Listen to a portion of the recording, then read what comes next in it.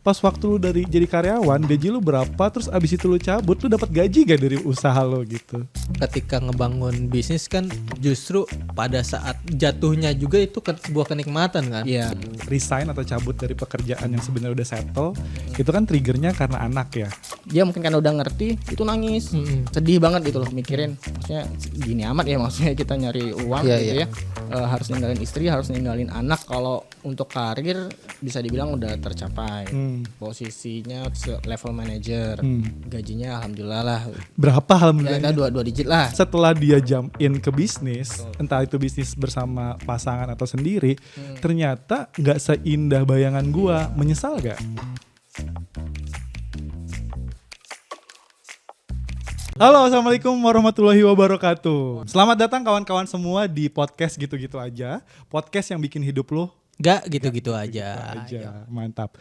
Bersama gua Ali Yunoya dan juga kawan gua. Dan gue Valid Lazuardi. Dan kita mau bahas apa dan sama siapa nih cuy. Kayaknya bakalan ada insight yang menarik lagi nih buat.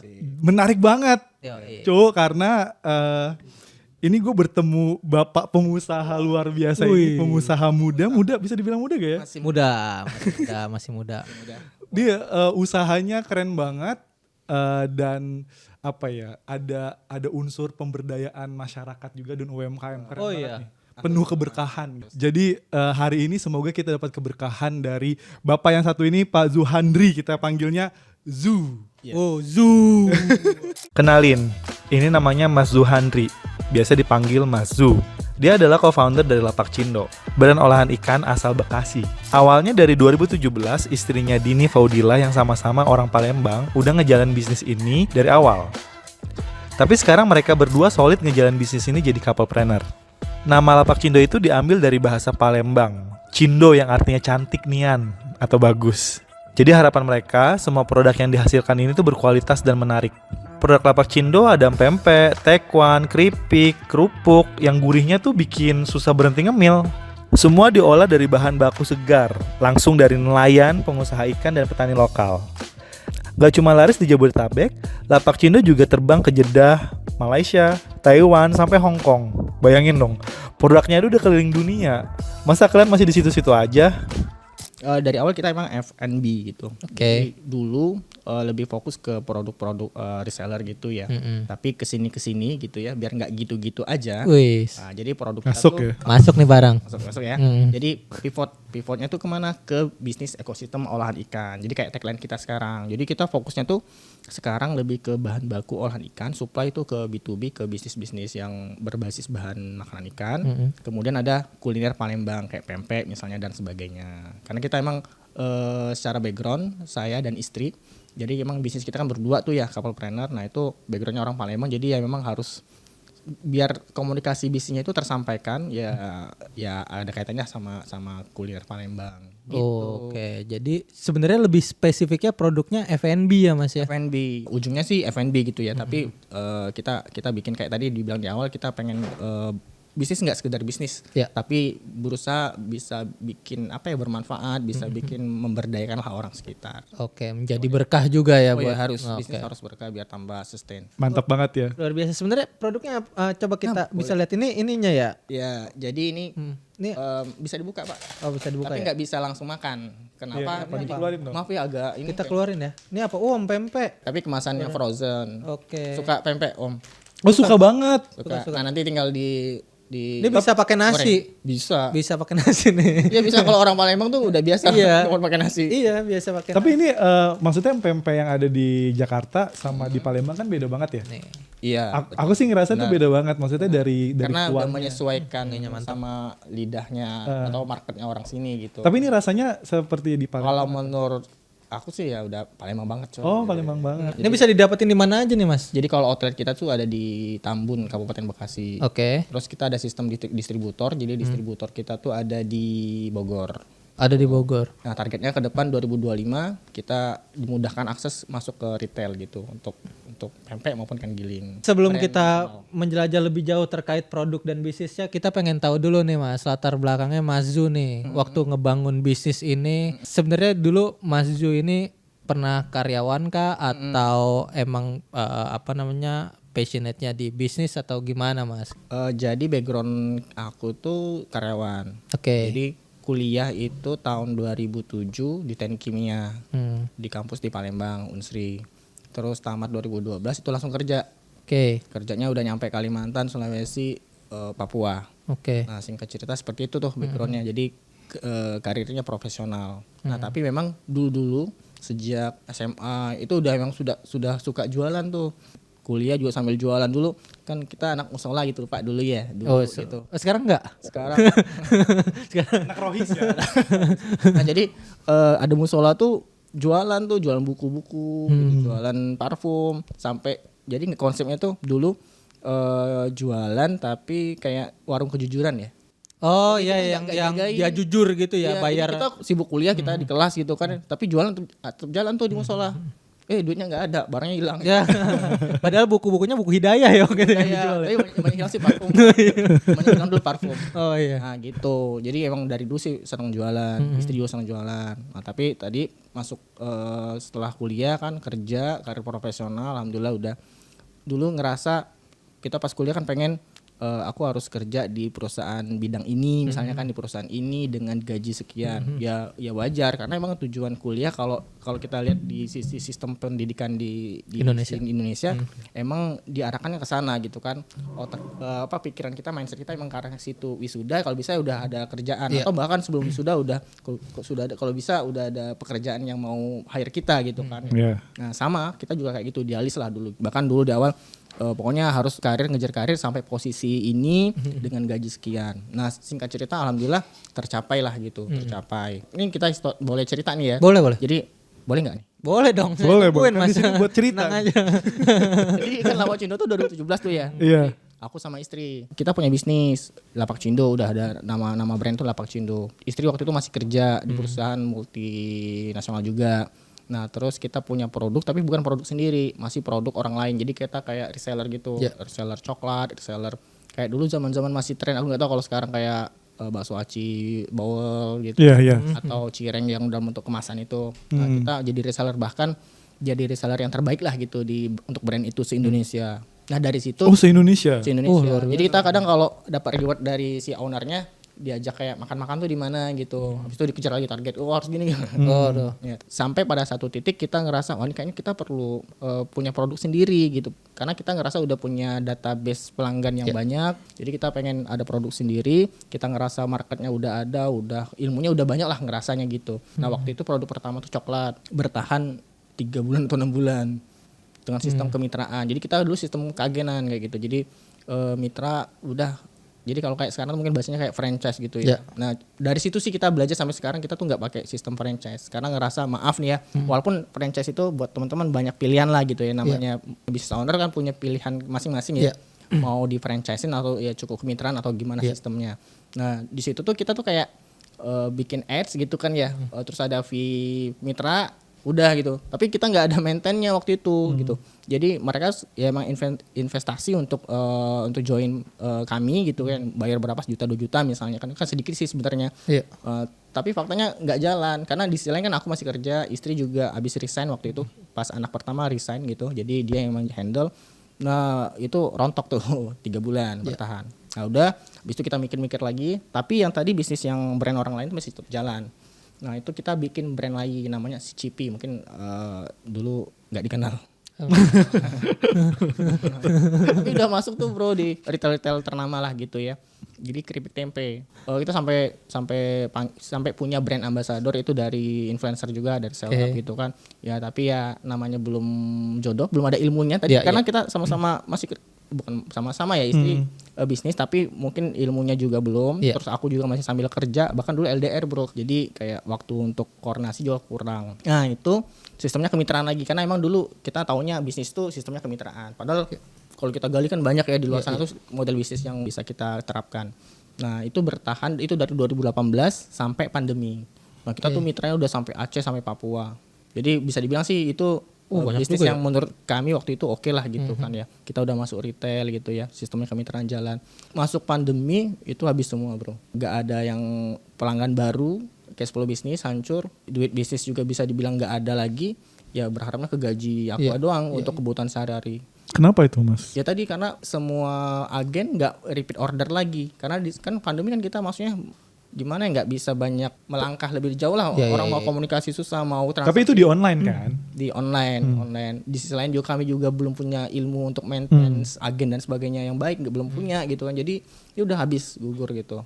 Aku waktu itu masih di Papua, masih kerja, terus ngomong nih gimana nih bisnis kan ya. Nah singkat cerita didapat instruksi supaya pulang ke rumah masing-masing WFH. Ya. Nah di situ momen WFH itu yang bisa dibilang sebagai momen yang bikin Lapacindo bisa berubah sampai sekarang. Titik baliknya ya. Titik baliknya. Oke. Kenapa? Karena pas WFH itu orang Palembang baru gini. Kalau nggak makan pempek, nggak ngirim cukup dalam sehari itu kayaknya beda. Nah ceritanya WFH kan jadi di rumah terus tuh. Kita kerja, kita aktivitas di rumah terus nggak boleh keluar. Bosen dong gitu. Bosen ngomong sama istri. Nih beb, beb gitu kan. Bikinin pempek dong gitu kan.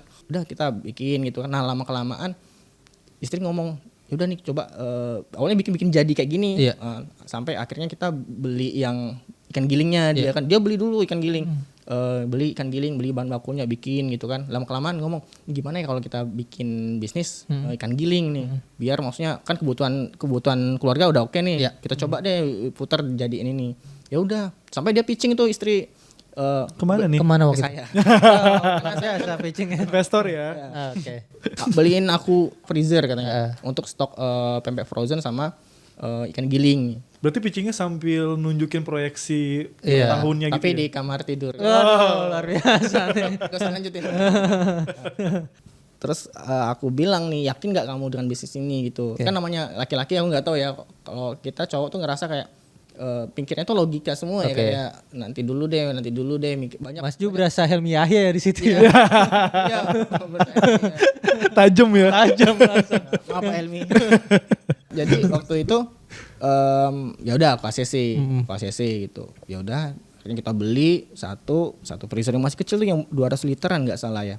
Harga masih di bawah ya 2 jutaan 3 jutaan lah gitu. Udah dia jualan.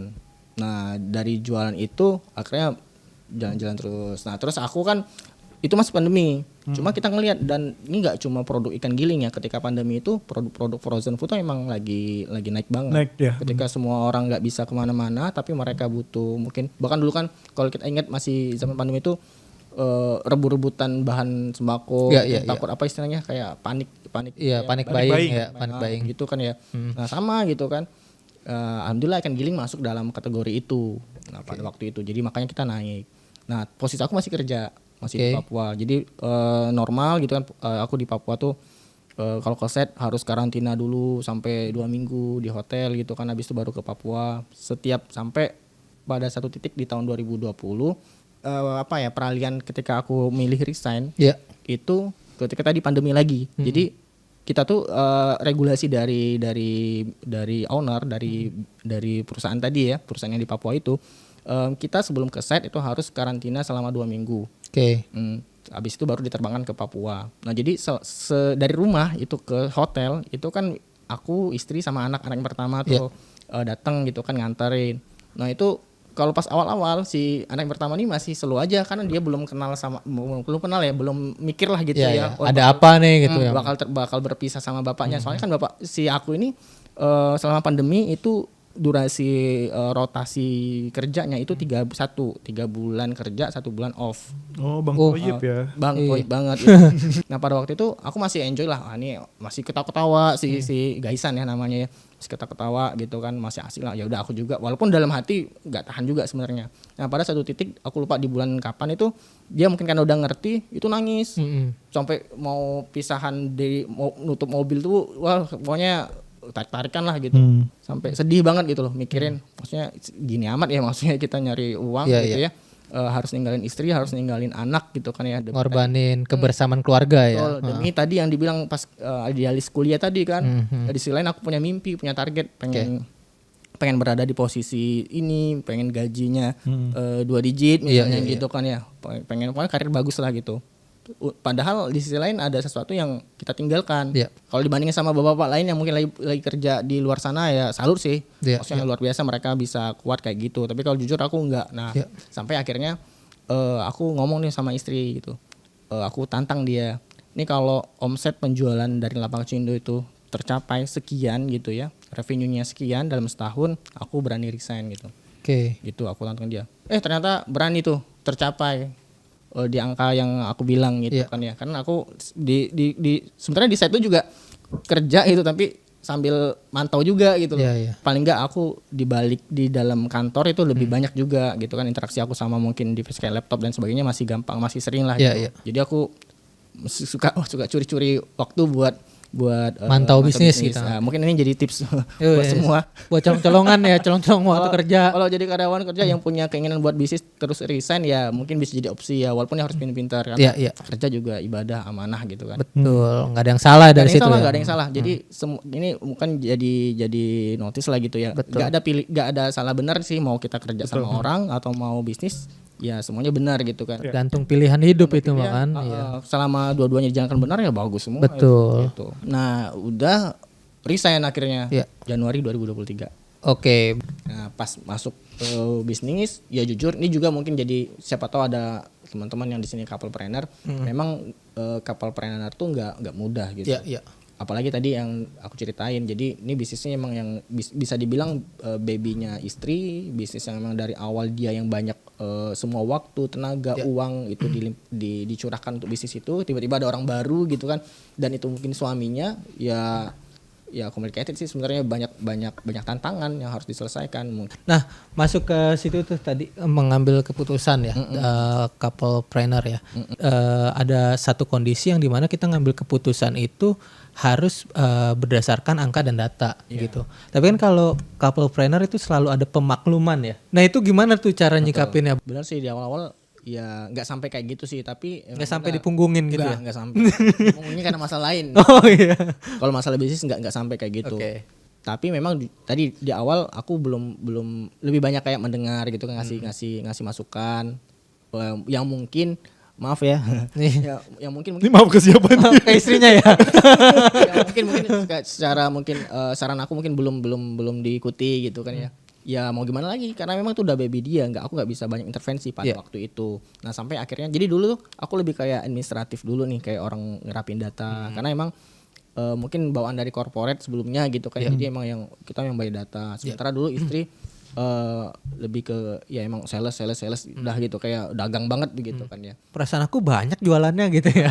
Tapi kan duitnya nggak ada. Gitu kan ya. Ya sampai pada akhirnya ketika aku udah mulai belajar, udah gabung komunitas gitu kan. Karena aku ngerasa aku nggak punya ilmu bisnis pada waktu itu. Aku orang yang baru resign gitu kan. Bisnis secara yang benar tuh gimana aku nggak tahu gitu kan ya. Jadi ikut komunitas, ikut kelas dan lain-lain gitu. Akhirnya dapat ilmu dong, dapat peluru lah gitu ya. Kalau kita berdiskusi, berdiskusi sehat sama istri, paling nggak ada jawaban gitu, ada tektokannya lebih enak gitu. Nah sampai akhirnya tadi kayak dibilang Mas Pali tadi, soal masalah keuangan, akhirnya kita punya tim keuangan waktu itu. Aku ngerapin data yang dulu sempat belajar gitu kan di ada kelas. Data itu aku olah sampai ada kayak visualnya. Jadi ketika berdiskusi mungkin ini juga jadi saran, yang penting kita jelasinnya tuh enak dan tadi datanya tuh ada dan enak dibaca sama dia gitu. Apalagi istri tuh orang yang kalau ngeliat misalnya kayak laporan keuangan tuh kan angka semua tuh tuh dia malas tuh ngitung detailnya, ngeliat lihat ini akun apa misalnya akun itu dia nggak akan pernah baca sedetail itu gitu. Kalau kecuali kita ngasih tahu nih lagi tinggi nih baru dia baca tuh, paling dia ngeliat simpulan atau hasil akhir gitu kan ya. Nah sama aku juga pelan-pelan tuh, yang penting visualnya. Jadi kayak sekarang tuh aku kasih visualisasi data di Lapak Cindo tuh ada pakai yang murah sih, ada aplikasinya gitu kan. Udah aku tampilin ini datanya gini loh. Ini kalau kamu nggak ambil keputusan kayak gini, ini bisa jadi bakal kayak gini. Ternyata tetap nggak dijalan juga gitu. Sampai pada akhirnya dia tipe orang yang dia harus ngerasain sendiri masalah di suatu bisnis. Masalah di suatu bisnis baru dia oh ya benar nih suamiku udah ngomong sih kemarin gitu kan ya udah baru dia lakukan. Tapi kan itu perlu waktu lagi buat kita ngebangun lagi dari awal karena kesalahan-kesalahan yang seharusnya bisa kita cegah kan gitu. Ini contoh nih misalnya ini cash flow kita lagi kurang, maksudnya ada beberapa target yang kurang nih ya, misalnya ada item apa ini udah kita kasih tahu nih itemnya tinggi loh, nih karena ini kita jelasin tuh. Oke katanya gitu kan ya. Tapi oke doang gitu kan, nggak ada action untuk perbaikan gitu. Sampai pada akhirnya dia ya secara ngalir aja jalan sendiri itu.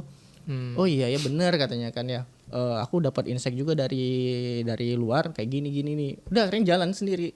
Nah, mending kayak gitu sih polanya kalau menurut aku ya, untuk di aku sih kayak gitu. Daripada kita ngotot-ngotot misalnya, ini harus kayak gini, ini tinggi loh, kamu nggak boleh kayak ini. Itu bakal bentrok bro. Itu berapa lama nggak akhirnya dimasakin ketemu tuh di rumah. ketemu apa sinergi kayak gitu tuh Mas? 2 tahun ke belakang deh. Oh 2 tahun ke belakang ya. Ya berarti setahun aku mempelajari bisnis gitu ya. Oke. Cuma kayak tadi kan sebenarnya Mas Zu ini kan resign atau cabut dari pekerjaan yang sebenarnya udah settle, itu kan triggernya karena anak ya. Iya keluarga. Iya kan, karena keluarga. Terus akhirnya juga ada wow efeknya bahwa target yang ditentuin itu Iya, udah tercapai. benar. Walaupun sebenarnya itu kan spekulatif juga ya, namanya bisnis kan pas waktu itu oke aja lagi-lagi. Ternyata turun ya. Emang iya. katanya kayak gitu. Nah, maksudnya ini buat sobat gitu-gitu aja friends. Oh gitu ya. Gitu-gitu. Atau lover. Pasti kan setelah dia jump in ke bisnis, entah itu bisnis bersama pasangan atau sendiri, ternyata nggak seindah bayangan gua. Menyesal gak? Enggak sih. Kenapa? Dulu awal-awal sih menyesal tuh sih enggak ya. Enggak menyesal. Walaupun kadang istri ketika mungkin bisnis mungkin kurang sesuai target gitu kan ya. Udah coba gitu kan. Aku bilang enggak gitu. Karena pertimbangan tadi. Coba apa? Untuk Coba kerja lagi? Jujur ya, di tahun 2024 kemarin ada beberapa penawaran kerja ke aku dengan posisi yang lebih menarik, dengan gaji yang lebih menarik gitu. Tapi kayaknya enggak dulu deh, karena aku udah nyemplung nih di bisnis. Ini bukan bicara lagi idealis sih, aku udah ngerasa enjoy di bisnis. Jadi bukan lagi idealis, jadi lebih ke enjoy gitu. Walaupun mungkin tadi banyak spekulasi, matematikanya kita juga matematika Tuhan yang nggak bisa kita tebak gitu kan ya. Tapi kayak ngerasa kayaknya aku udah oke sih di bisnis. Yang penting aku tiap hari ketemu keluarga, ketemu anak gitu kan ya. Aku bisa dapat hal yang baru di bisnis gitu. Tapi malah istri ya yang malah mendorong untuk balik lagi deh gitu ya. Iya benar. Lebih kayak lu ngeribetin lo gitu. Iya nggak sih? Iya, emang kadang merasa sendiri. Ada benernya gitu. Jadi kadang dulu Laki gue ngeribetin banget nih ikut-ikutan. Kerja lagi aja. gue yakin orang yang mungkin habis nikah terus selalu bersama gitu ya. Selalu bersama setiap hari gitu kan ya.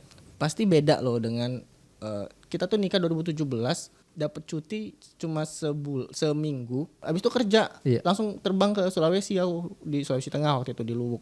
Udah 31 juga tuh, malah 3 bulan kerja 2 minggu off. Jadi emang selama 2017 itu sampai 2023 2020 ya tadi ya. Udah lama lah LDR. Itu pas ketemu setiap hari buat dapetin ilmu cocok lagi itu nggak bisa gitu. Bukan nggak bisa, susah Ya. Sampai harus. Kalau dulu pas waktu LDR sekalinya ketemu, wah Iya, habis lah ya. Waduh. Siapa ini kan datang gitu nyuruh ini banyak komen tentang bisnis, enggak gitu. Jujur ya jadi tantangan waktu itu. Tapi kesini ya alhamdulillah jadi lebih romantis lah. Wah luar biasa. Lebih beriringan lagi jalannya. Mas, tapi gua nih mau sobat gitu-gitu friends ini lebih suka sesuatu yang lebih transparan nih Mas, karena mereka harus dapat. Kayak gue harus tahu nih saat lu memilih sesuatu pasti kan pertimbangannya bukan cuman sekedar tadi karena anak gitu, karena lu kan mengorbankan tadi lu punya mimpi mau punya jabatan terus gaji 2 digit. Pertanyaan gue adalah pas waktu lu dari jadi karyawan gaji lu berapa, terus abis itu lu cabut lu dapat gaji gak dari usaha lu gitu? Kalau untuk karir bisa dibilang udah tercapai. Posisinya paling terakhir tuh level manager. Gajinya alhamdulillah lah. Berapa alhamdulillah? Ya 2 digit lah gitu ya. 2 digit tuh sampai berapa? 50, 70, 20? Belum nyampe 50 ya. Belum nyampe 50. Rank 20 sampai 50 lah. Nah, ternyata pas bisnis ya nggak sampai segitu sih kalau kita bicara rupiah gitu. Karena walaupun emang dulu awal-awal kita pakai sistem gaji, Bro. Jadi emang ada dari awal udah pakai sistem gaji? Ada gaji lah gitu, ke gaji aku berapa, gaji istri berapa gitu. Walaupun jauh banget, jomplang lah dengan gaji ketika aku kerja di perusahaan. Tapi kesini dulu sempat ikut kelas kayak kelas muamalah gitulah, kelas bisnis syariah gitu, Bro. Ya akhirnya balik lagi nih jadi anak masjid gitu. Nah, itu ternyata kalau couple planner itu akad itu kan akad nikah ya bro ya. Iya. Akad nikah kan. Nah ternyata kalau bisnis kan akadnya akad bisnis. Heeh. Nah itu kita pakai sistemnya dividen. Kalau bahasa kerennya tuh kayak syirkah. Jadi aku Oke. sama istri tuh akadnya akad syirkah bro. Oh iya. Iya. Akad lagi. Akad lagi. Hmm, Jadi oke. ada lembarnya, terus ada sistem bagi hasil. Jadi nggak pakai gaji waktu pakai syirkah itu. Ini sistem syariah ya. Aku dapat persentasenya sekian, si istri dapatnya persentase sekian, dan itu dividennya diambil bisa per bulan, bisa mungkin di akhir tahun tanpa gaji. Tanpa gaji. Kenapa? Karena kalau gaji itu kan, ini maaf nih bisa sharing ya. Kalau gaji itu dia kayak akad ijaroh. Ijaroh tuh kayak gaji antara akad kita bekerja, akad kayak karyawan sama ini. Sementara kan ini ownershipnya kami berdua. Kita sebagai pemilik bisnis kok pemilik bisnis digaji. Dalam pendapat yang kami yakini gitu ya. Oke. Sorry ya gitu. Iya, iya. Jadi kayak gitu. Jadi kami tanpa gaji, tapi dividen dapatnya bagi hasil. Berarti ada pembagian saham gitu ya? Iya, Maksudnya jadi mungkin di bahasa itunya ya konvensionalnya kayak gitu. karena setahu saya kan kalau dividen itu kan bisa per tahun. Per tahun atau per bulan. Atau kuartal gitu ya. Ya. Kalau gaji, kalau sepemahaman saya, sependek pemahaman saya, Ya. setahu saya Per bulan, yang ya. wajib dikeluarin ya gaji gitu. Betul. Karena Ya. saya juga dapat gaji gitu. Nanti dividen Belum tentu. hitung-hitungannya ketika nanti hitungan di akhir tahun. Iya, dan dividen itu ketika kami bersyirkah sama istri, ketika memang bisnis itu positif. Kalau minus ya berarti ya nggak ada pembagian. Nah, disitulah sebenarnya challenge dari si entrepreneur yang mungkin memilih konsep ini. Balik lagi nih ya Mas, sorry. Yang menjadi menarik buat gue ulik adalah seperti ini. Kayak Mas tadi kan menceritakan sebenarnya perjalanan bisnis pada layaknya pembisnis itu menjalankan gitu kan ya. Iya. Selama perjalanan bisnis itu dari 2017 terus kemudian resign terus akhirnya menjalankan bisnis bersama istri. Pernah gak sih ada momen yang kok gue ngerasa gitu-gitu aja ya gitu? Jadi itu kita tuh baru-baru ini sih. Bukan kayak gitu-gitu aja, ini baru-baru ini. Baru-baru ini jujur bisnis kita lagi sempat turun gitu. Oke. Turun dari sisi cash flow gitu kan, dari sisi revenue nggak sesuai target gitu kan. Sampai kita itu, jadi tadi pentingnya kita nyari guru ya. Iya. Bener emang kata orang-orang itu ya. Apalagi kita emang gak ada ilmu. Kita nyari mentor, diskusi kan, sharing-sharing gitu kan. Sampai satu titik kita nyari kesimpulan dari semua mentor itu kita rangkum gitu kan apa yang harus kita lakukan. Jadi itu bisa dibilang titik terendah bisnis kami pada waktu yang bakal aku ceritain ini. Jadi secara cash flow turun gitu kan, terus kadang maaf nih di rumah jadinya uring-uringan gitu kan ya, yang hal sepele jadinya agak sepele gitu kan. Iya, iya. Ya sampai pada waktu sampai titik kayak gitu udah kita akhirnya jalanin bisnis sesuai dengan tadi saran si mentor tadi gitu ya. Kita tuh dulu bisa dibilang kayak ngerasa ini bisnis revenue-nya udah, duitnya udah ada sekian, ya udah gitu doang mengalir aja. Ternyata pas jeblok pusing kita kan. Yeah. Pusing banget waktu itu. Sampai ya bisa dibilang rendah banget lah apa yang kita dapatkan. Nah, kita naiknya itu ketika kita memang berusaha semaksimal mungkin. Yang dulunya mungkin kita tidur cuma kita bisa tidur sampai 7 jam, ya mungkin pada waktu itu kita tidurnya mungkin ya 4 atau 5 jam. Kenapa? Karena kita langsung tuh. Jadi bisnis Lapacindo itu kan kebanyakan B2B. Iya. B2B yang dimana konsumennya adalah pengusaha-pengusaha olahan ikan. Pempek, siomay, batagor, kerupuk dan sebagainya lah gitu. Yang itu sebenarnya market yang besar sekali di Jawa Barat. Kita udah misalnya Jawa Barat. Nah, kita tuh akhirnya pada titik kita yang tiada hari tanpa canvassing. Door to door, bro. Jadi kita naik mobil, naik motor keliling sama istri sampai ya naik motor hujan-hujanan itu udah biasa lah gitu. Kan gantian gitu kan, kalau mobil kan mungkin bensinnya tekor juga gitu kan. Disaranin sama metro, ngapain naik mobil kata metro. Naik motor keliling ini. Pangkas expenses ya, pangkas Betul. beban biaya. Betul. Karena ya maaf nih, mobil kita juga termasuk yang kategori yang secara konsumsi fuel boros gitu kan. Udah naik motor kan. Udah motor keliling gitu kan. Ketok door to door, bro. Jadi kita kunjungin tuh kios-kios yang jual apalah itu yang olahan ikan, kita tawarin. Kita ke luar kota sampai kita yang biasanya kita tuh anti banget dengan yang ngirim barang yang kayak COD gitu ya. Kita jabanin ya pokoknya biar dapat duit itu, biar dapat cash gitu ya. Kita ke Bandung, Karawang, sampai ke segitunya gitu, sampai ke Garut buat jualan. Alhamdulillah waktu misalnya kayak ke Bandung dapat berapa kilo, 100 kilo, 300 kilo. Itu lumayan tuh kan ya. Sampai kita ada di beberapa customer kita yang secara orderan ya, mungkin maaf kita share bisa sampai 2 ton, 3 ton dalam waktu sebulan gitu kan. Tercapai akhirnya. Ya tapi tadi effortnya luar biasa memang. Kayak gitu. Jadi ya itu titik balik kami ketika mungkin kami santai-santai terus dapat masalah tadi dari sisi cash flow, mungkin kurang doa juga, mungkin juga jatuh pada sombong kali ya Pak ya. Congkak ya. Ya congkak ya udah lama banget. Akhirnya dikasih ujian itu kan, tapi ya udah titik baliknya langsung kita gas lagi. Tapi dengan yang kita bayar tadi, istirahat kita berkurang, kita harus jalan ke tempat yang jauh gitu kan, ya alhamdulillah tercapai sekarang. Bahkan sekarang apa yang mungkin dulu belum tercapai, biasanya kita secara revenue biasanya yang tertinggi itu di peak seasonnya itu di bulan Ramadan atau Idul Fitri, alhamdulillah sekarang tercapai dalam beberapa bulan dengan angka yang itu malah melebihi gitu. Masya Allah. Poin yang gue dapat, dan gue setuju banget sih once lo memutuskan untuk menjadi entrepreneur atau memiliki usaha sendiri, ya memang lo harus take a risk gitu. Semua yang menanggung resikonya adalah lo. Terus kedua yang tadi gue dapat ya adalah untuk lo bisa punya grow mindset itu lo harus punya circle which is komunitas yang tepat buat lo gitu ya. Tadi ada komunitas tangan di atas yang ngebantu juga untuk grow, salah satunya ya gitu. Terus yang terakhir nih penting banget, gue setuju banget memang harus ada mentor gitu.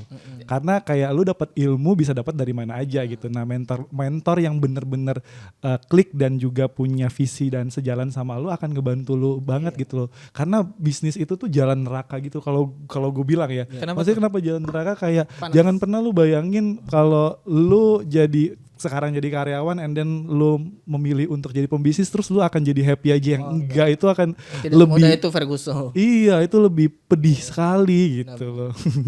Tapi happy-nya bisa happy banget gitu. Ya, mau bisa aku sambung gitu ya. Kalau bicara mentor tadi kan mentor bisnis. Sebenarnya untuk teman-teman yang mungkin saat ini sebagai karyawan, employee gitu ya, ya tetap harus ada mentor juga. Jadi kayak dulu aku pas kerja, karena aku tadi punya mimpi gitu ya, pada titik ini dengan gaji sekian, itu ada panutan juga gitu. Betul. Yang dimana secara mungkin interaksi aku bakal pepetin dia terus, bukan berarti menjilat ya, enggak, tapi kita belajar tuh, pola leadership dia gimana, komunikasinya gimana gitu, cara dia meniti karir dari awal tuh kan tahu. Akhirnya kita bisa ngobrol, kita minta tips-tipsnya gitu ya. Akhirnya artinya ya berguru itu enggak harus jadi nunggu pebisnis. Betul, ya. Ya di dunia karir pun ya harus kayak gitu. Mas, aku mau tanya ini nih Mas. Ini sebenarnya pertanyaan klise yang sebenarnya standar aku tanyain ke banyak orang. Titik terendah dan tertingginya Mas Zu tuh apa sih, saya pengen tahu. Titik terendah itu ketika aku jadi dulu pernah kuliah kan 2012 tamat ya. Tamat 2012, terus 2015 itu aku bahasanya apa ya, resign atau apa, jadi kayak mengundurkan diri tapi kayak kabur gitu bro. Jadi cabut aja gitu, hilang gitu ya, kayak Naruto gitu ya. Kayak Naruto. Jadi itu di Kalimantan. Jadi aku kerja awalnya di Kalimantan Tengah, terus masuk program manajemen training di sebuah perusahaan CPO, palm oil gitu ya. Terus aku bukan dimutasi ya, maksudnya karena penempatannya masuk ke Kalimantan Utara, itu Tanjung Selor. Nah di situ, ketemu sama atasan yang menurut aku sih kurang, yang nggak banget lah gitu kan. Ya waktu itu kita tuh kayak kerja selalu disalahin gitu kan ya. Padahal kita maaf nih ya dulu S1 gitu ya. Yang menurut kita waktu itu adalah kerja tuh ya tanda kutip ya nggak sampai separah itulah yang kami terima. Nah menurut aku waktu itu udah nggak banget lah. Aku nggak berada pada titik nggak nyaman untuk bekerja pada waktu itu. Kita maksudnya dipermalukan di depan orang gitu kan, sampai kayak gitu dulu. Waduh, iya itu bahaya tuh. 2015 gitu kan. Padahal itu level kita tuh udah kayak bahasanya dulu asisten manajer waktu itu aku. Tapi kayak gitu, waduh ini kayaknya enggak lah untuk karir aku gitu ya. Jadi singkat cerita aku karena udah kesel banget gitu ya di Kalimantan Utara itu kabur. Tapi ada temen nggak yang buat ngobrol gitu kelakuan atasan gitu? Ada dan senasib gitu. Terus kabur juga. Jadi bukan cuma aku aja gitu. Cuma aku ngerasa ini bukan bicara tentang tahan nggak tahannya, tapi tentang ini harga diri nih, maksudnya kita dipermaluin gitu, maksudnya kerja jadi nggak nyaman. Ngapain aku mau lama-lama di sini? Mending aku cari tempat yang bisa memanusiakan manusia gitu kan. Ya ini pesan buat semuanya lah yang masih kerja gitu. Udah cabut aku. Dan itu sama sekali nggak ada planning buat kerja tempat lain. Nah di situ lagi tambah lagi aku nunggu 9 bulan buat nganggur. Pahit banget tuh pasti tuh 9 bulan cuy, lama banget. 9 bulan. Iya. Dan luntang-lantung itu pokoknya job street itu udah Udah tamat ya? Udah tamat, udah sampai berapa Udah lawan raja terakhir. udah berapa CV yang direvisi, udah berapa perusahaan yang di-apply gitu. Iya, biasanya udah sampai kenal Linanya juga. Iya. Lina Job Street. Tahu ya Lina ya. Notif di Gmail itu ya. Iya, Lina Job Street udah sampai. Pasti Bapak Udah kenal nih. Dan tapi bagaimanapun ketika ngebangun bisnis kan justru pada saat jatuhnya juga itu sebuah kenikmatan kan. Iya. Kita jadi bisa belajar, Bisa belajar jadi banget. bisa Jadi, punya potensi diri yang sebenarnya kita nggak tahu gitu, harus keluar. Gue cabut tadi kan dari Kalimantan. Akhirnya kan aku jadi belajar, oh ternyata kalau mau jadi pemimpin, ketika mungkin aku kemarin jadi kerja misalnya di perusahaan lagi kan, ketika aku udah posisi yang levelnya mungkin setara sama dia gitu kan yang tadi, aku mikir aku nggak boleh punya sebagai pimpinan punya karyawan aku gituin gitu. Dan itu aku jadi pelajaran aku ketika aku jalan bisnis lapak Cindo sekarang. Aku sama karyawan nggak akan mempermalukan dia di banyak orang. Tuh jadi pengalaman hidup juga terus Jadi diaplikasiin bisa lebih juga aware. ya. Aku ketika nge-push kerjaan ke dia punya target dan lain-lain, ketika mungkin nggak tercapai, nggak semena-mena langsung salahin dia gitu secara personal, enggak, tapi banyak pertimbangan gitu. Akhirnya itu sih hikmahnya, lebih ke leadership aku mungkin bisa lebih baik lah gitu. Luar biasa. Subhanallah. Kita banyak banget dapat pelajaran hari Iya, gue dapat ilmu banget sih. Gue yakin lu pada mageran kan dengerin podcast ini dari awal sampai akhir. Tapi tenang aja, ini gue akan kasih rangkuman biar obrolan kita itu bisa jadi bahan di tongkrongan lo. Biar lo tuh ngomongnya gak gitu-gitu aja. Jadi kata-kata hari ini apa, Cuk? Jangan ngaku pengusaha kalau baru rugi sekali aja. Udah cari cara gimana jadi PNS. Bisnis itu bukan soal untung aja. Mas Zuhandri, co-founder Lapak Cindo, pernah merasakan jatuh bangun dalam bisnis.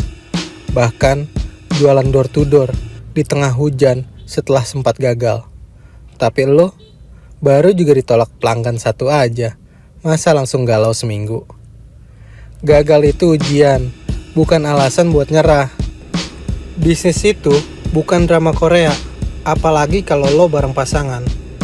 Boleh debat, tapi tetap harus cari solusi.